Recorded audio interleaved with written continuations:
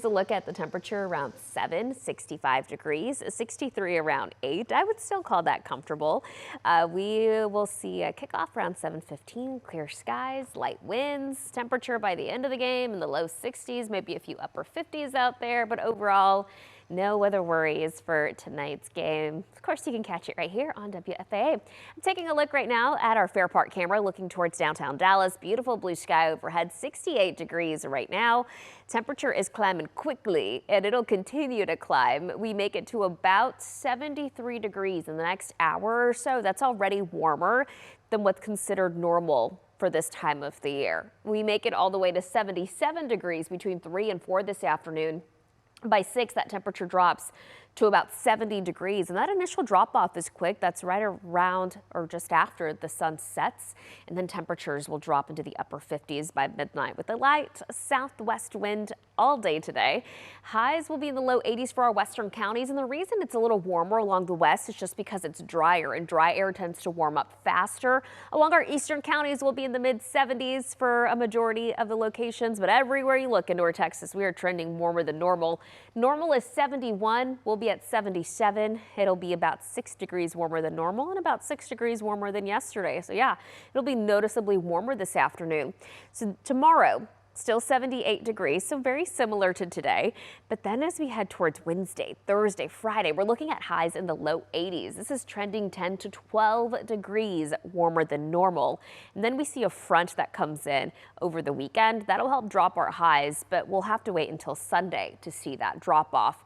As far as what's normal for this time of the year, early November, we generally see lows in the 50s, afternoon highs near 71. So we're not too far off from the morning lows, but the afternoon, that's where we're trending warmer. By the way, we have seen 90s in November before.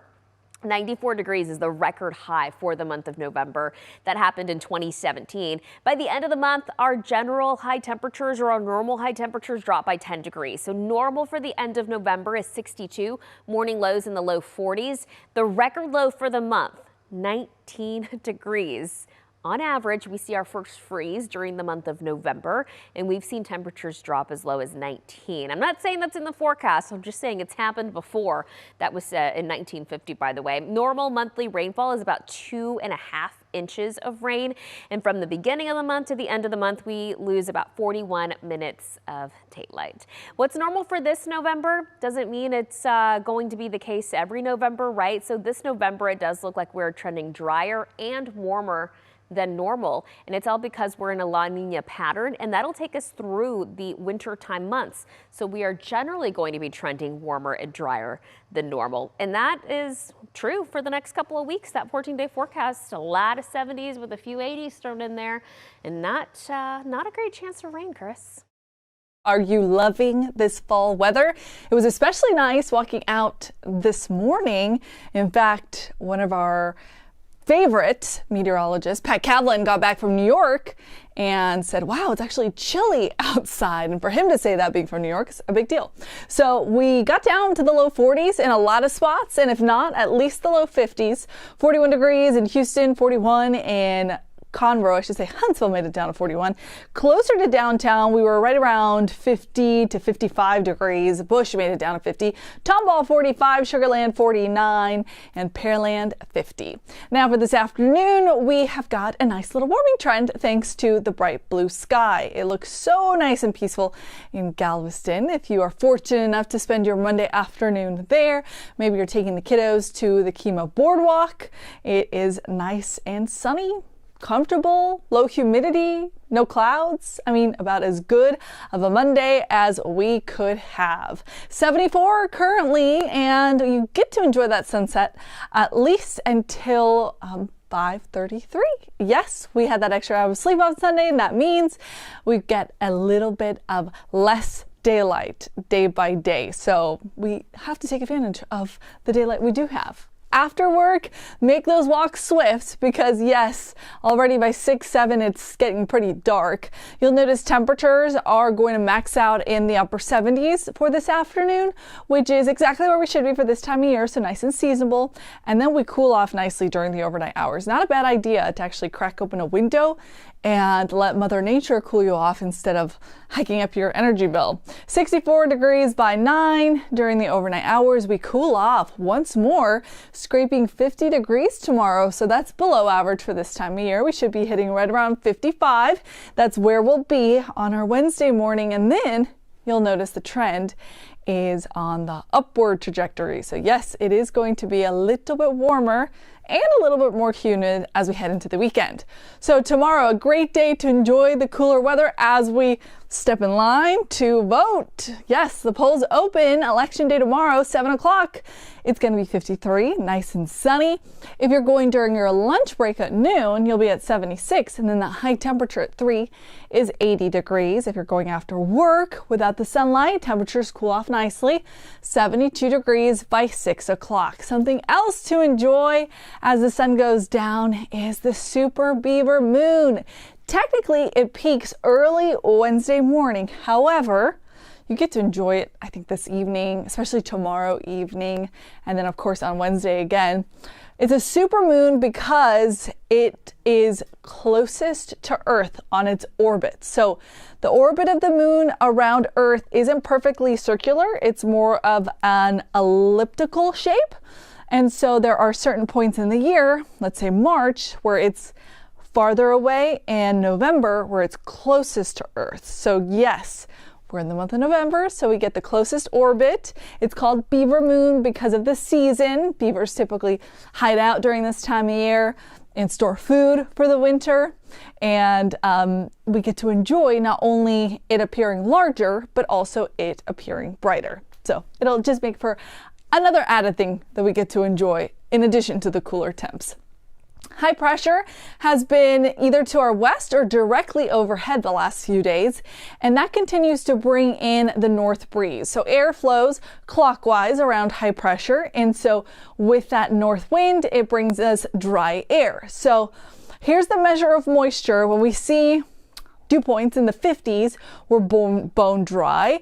When we start to get into the mid and upper 50s, still comfortable, but tacking on some moisture, that's what we'll see Wednesday, Thursday, and especially into Friday, is because, well, high pressure starts shifting a little bit. Instead of being directly on top of us, it moves towards the east. And so if we follow the clockwise flow, now the wind direction is out of the Gulf. And so yes, still looking at beautiful weather, not tracking much cloud cover and not tracking rain, but we are slowly seeing some increasing humidity by the end of the week. So just small, subtle changes to monitor. In terms of rain, if you're concerned or curious whether or not you should carry an umbrella, you're fine. Over the next 5 days, I'm not seeing anything on the board. And not just a lack of rainfall, but an excess in heat. In fact, the outlook, you saw the general trend for the next few days is upticking heat. Well, that actually continues all the way through next week. So through the middle of the month, November 13th, the outlook is above average. This is for the Dakotas, down to Oklahoma, Texas, the desert Southwest, West Coast, the Pacific Northwest, a huge chunk of the country, with the exception of the East Coast, which might see slightly below average temperatures. Overall, we're pretty warm, and that's actually really in line with the La Nina pattern that we are under. So typically we talk about El Nino, La Nina when we are referencing the tropics. Well, that also has some impacts on our winter forecast. So because we're trending in a La Nina pattern, the jet stream tends to shift a little bit further north. So you saw the coldest air that I just showed you for the northeast. That is typically what we see. And then for the south, we tend to stay drier and we tend to stay warmer. We're not officially out of hurricane season, so La Nina is actually a thing to monitor in the tropics as well. Typically, it leads to increased tropical activity in the Atlantic basin, but we're not expecting anything over the next 2 to 7 days. At this point, we're on the downward trend for tropical activity. Hurricane season ends at the end of the month, so that's great. But if something does pop up, of course, we'll be sure to warn you about it. All right, we go from a high temperature of 76 today to a high of 80 tomorrow. Remember, it's election day, so either vote before you head into work, you could go during your lunchtime, after work.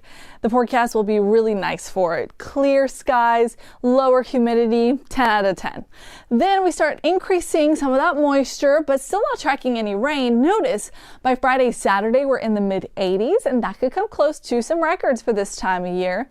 By Sunday, though, we get some rain in the forecast, an isolated shower that is going to be a front that drops our temperatures and the humidity back down as we head into the coming week. So we love to track some fall fronts this time of year to give us that cool air we have been promised for the fall.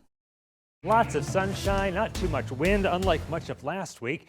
We're seeing temperatures in the 70s. Stinson Airport, temperature of 74, San Antonio 72. Winds are south-southeast at 7 miles per hour. Barometer's pretty high there. 1026 millibars. When it's that high, that tells us the area of high pressure above is very strong. Underneath high pressure, the air sinks, it dries out, gets rid of the clouds and moisture, and we're left with beautiful blue sky. Humidity's down there too, 39 to 38% as of the noon hour. Temperatures a few 80s out there, well, really just one now. Carrizo Springs at 81. 70 in Bernie, seeing a temperature of 72 in New Braunfels, 75 in San Marcos, Austin a temperature of 74, 78 Pearsall, and 74 for you in Pearsall and Cotulla. 9-mile-an-hour wind gusts in the past 24 hours in Seguin, higher though as you move off to the west. Northwest of Bexar County, 16-mile-an-hour wind gust in Kerrville, same story in Fredericksburg, 18 in Rock Springs and in Del Rio, and a temperature of 13, or wind gust rather, of 13 in Carrizo Springs and 14 in Uvalde. Radar is dry. We have no clouds. Of course, we can't have any rainfall thanks to that area of high pressure. We turn to the water vapor to try to see where the moisture is in the atmosphere. Usually we have bright whites that are kind of like that color, and the blues that are in there over Arizona. That shows us where any rain might be. Where you have the orange, that's where the driest of the air is, and you see a lot of it over South Texas. Really not much moisture in North Texas as well. So most of the Lone Star State is dry and cloud-free today, and that's how it'll stay for a bit. Here's the futurecast. We'll walk you through it hour by hour, starting you out at 5 o'clock tonight. Notice the clock in the corner. We are looking at sunshine all around. Sunset now an hour earlier at about 5:46. Temperatures today not too bad.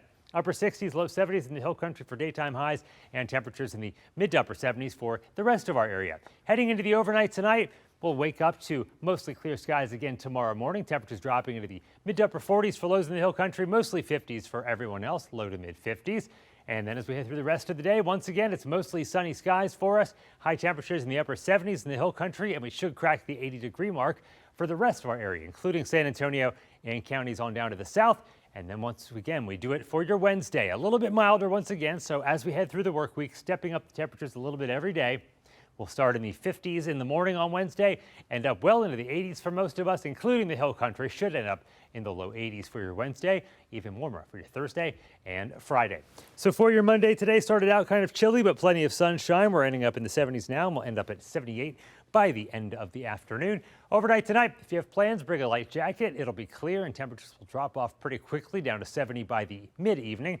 Sunset again, it's 5:46, coming in earlier and earlier, especially since that clock change over the weekend. Here is that 14-day forecast from 70s today, 83 for a high tomorrow, 85 Wednesday, and we keep going up from there. 87 on Friday, and the next weekend looks great. Sunshine all around, warmer Saturday before a cold front with a high in the 80s, and then the 70s for your Sunday. A little rain ahead until the next weekend. After that, in the middle of the month.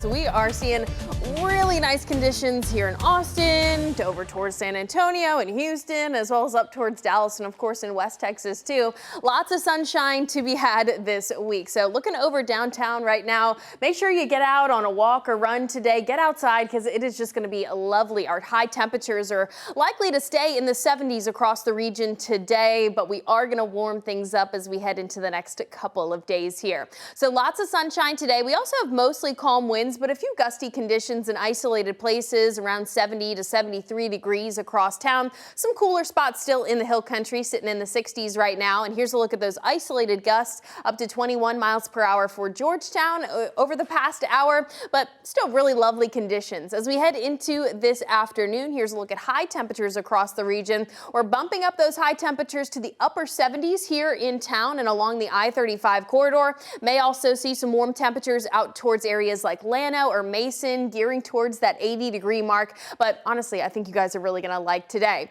Also, our allergy count coming in high for grass today as well as mold. So make sure you're still taking those allergy medications as we head closer and closer to cedar season. Yes, it is right around the corner.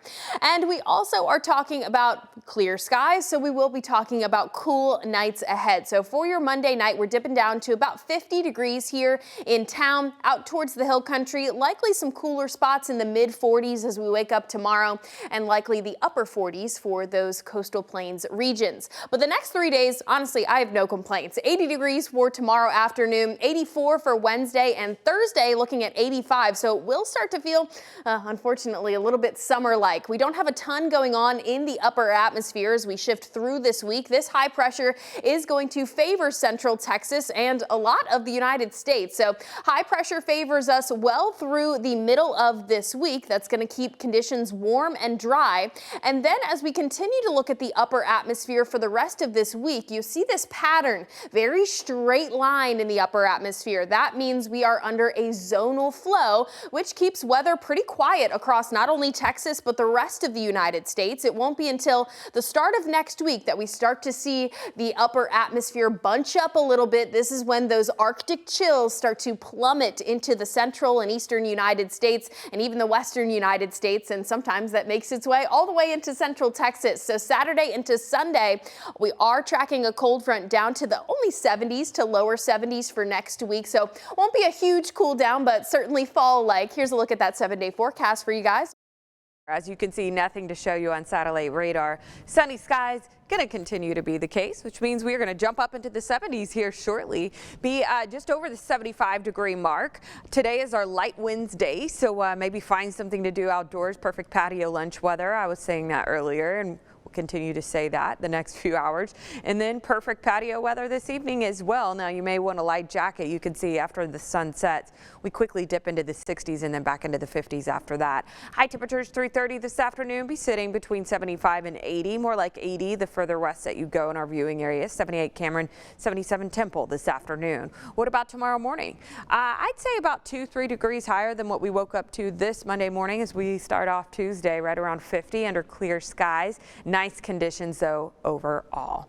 So this weather pattern we've entered where winds are sustained out of the south, we've got sunny, dry conditions, no chance for rain, and starting to see these big differences between our morning lows and daytime highs. We continue this trend. Main difference being between today and tomorrow, winds will start to increase, backing out of the south up to 20 miles an hour, gusting throughout the day on Tuesday. We jump up to nearly 80 or right at 80 for high temperatures. You see with the sun setting earlier, we don't stay in the 80s very long though at all, right? Really nice right around sunrise and sunset right now. Sunny conditions Wednesday, still seeing some 20-25 mile an hour gusts. We keep that trend going all the way through Thursday, Friday as well. Noted that we can be gusty at times. We're only going to be sustained about 10 to 15 though, so it's nothing like what we saw last week where it was 35-45 mile an hour gusts. It's going to be more like 20 to 25 as you see, especially as we head on into Tuesday afternoon. Basically the next couple of afternoons after that daily, we're going to see winds increasing out of the south and just be breezy at times. So these small teeny tiny little differences this work week is what we're dealing with temperatures increasing basically a degree or two daily for our high temperatures. Our low temperatures too are going to do the same thing. Sunset tracker, I like to show this time of year considering the time did not change tonight. Sunset's at 5:39. What about a week from now? We lose 5 more minutes. What about 2 weeks from now? We lose another 3. And you see we keep that trend going. By Thanksgiving, we have a pre-5:30 sunset. So certainly kind of makes for some drastic change this time of year. Also, just mentioning again, yes, we jump up into the 80s after today daily this work week until the next front does get here. I'll show you that on the 7-day forecast, but we don't stay that warm for that long because we simply aren't seeing the sun out that long and that high in the sky. Temperature outlook, by the way, this is outside of the 7-day forecast, looking like we are trending warm and relatively dry. Now, the same map for precipitation, we do have it. It looks a little more promising that maybe outside of the 7-day forecast, we can add in at least a couple of slim rain chances. But for right now, we trend warm, we trend dry. For this first official week of November, waking up in the upper 40s, lower 50s daily, going up between 80 and 85 starting Wednesday. Winds will be out of the south. That is until this weekend. Here's our cold front right here. Now, the timing on this can drastically change some things about the 7-day forecast. Also, it can be dependent on where you're at. Right now, it looks like a weak and a dry front. So you'll want to stick with this forecast. You can always get it for free. We do several videos a day, by the way, on 6+. You can download it on your TV. But yeah, we'll see if things start trending differently as we trend into the second week of November. It was a tough weekend for many people across the coastal bend as large hailstones traveled through the region. This is one of the best ways to show pictures of your hail if you are unfortunate enough to get some hail. This is the best way to report it to the National Weather Service and us. We'll pass it along. We are a great team that works together here in the coastal bend. And this just shows how large the hail is. This quarter indicates severe criteria. So if hailstone is the size of a quarter, that's when we start issuing, or when the National Weather Service starts issuing severe thunderstorm warnings. And you can see these hailstones are much larger than a quarter. This one likely had some melting that took place, which is why it kind of looks all crazy, but also just the way ice accumulates as the hailstones are hitting up against each other. Some smaller hailstones, you could get some pieces that grow awkwardly on the hailstone as well, just based on different parts of the cloud that the hail is falling through. But yeah, large hail. This photo is from Ingleside, another community impacted by the hail. It wasn't just Taft or Portland. Lots of people in San Patricio County, but also Jim Wells County, Bee County, Kennedy, Clayburgh County saw some pretty large hail on Saturday evening. So quickly, how does hail form? Well, what happens is there's a strong updraft in the thunderstorm, and so frozen water droplets are swept up by the updraft, and that means that the storm has to have a freezing level in order for those water droplets to freeze and then freeze on the hailstone and grow the hailstone, right? Something that was kind of rare in our clouds for us here in the coastal bend is we had a lower freezing level, and we actually had moisture in the snow growth region that allowed the hail to form within the cloud. And so eventually water is just accumulating, super cold water hits that hailstone or that snowflake in the cloud and then just grows that hailstone. And the force of the updraft was really strong on Saturday as well. And to be honest, it was stronger than we had really anticipated. We knew there would be thunderstorms, but the strength quickly escalated as we headed into Saturday morning. And so the force of the hailstones was just elevated for so long because of those strong updrafts. They were able to grow so big. And so right here, this is the snow growth region, which really helped just start the growth of hailstones. We don't always have that, and sometimes our warm layer is so thick at the surface, what hail does form melts before it gets down here. So we don't tend to get those super large hailstones often, and that was a really rare event for the coastal bend. Now what I'm showing you is futurecast, and there's nothing going on this week. It is pretty calm, pretty chill. Winds stay out of the southeast until we start to look to Sunday. Sunday is when we finally get a cold front that moves through the coastal bend into Monday, and so we're talking cooler and drier conditions by the time we get into Monday. Wind will shift with this front. We're talking north-northeast winds that are going to be around 25 miles per hour. Dew points are going to fall as well with that cold front, but for now it's a really enjoyable day. Our temperatures aren't crazy warm. They'll be around 80 degrees this afternoon, which is normal for this time of year, but we do get warmer into Friday and Saturday. But as you can see, really no rain in the forecast ahead.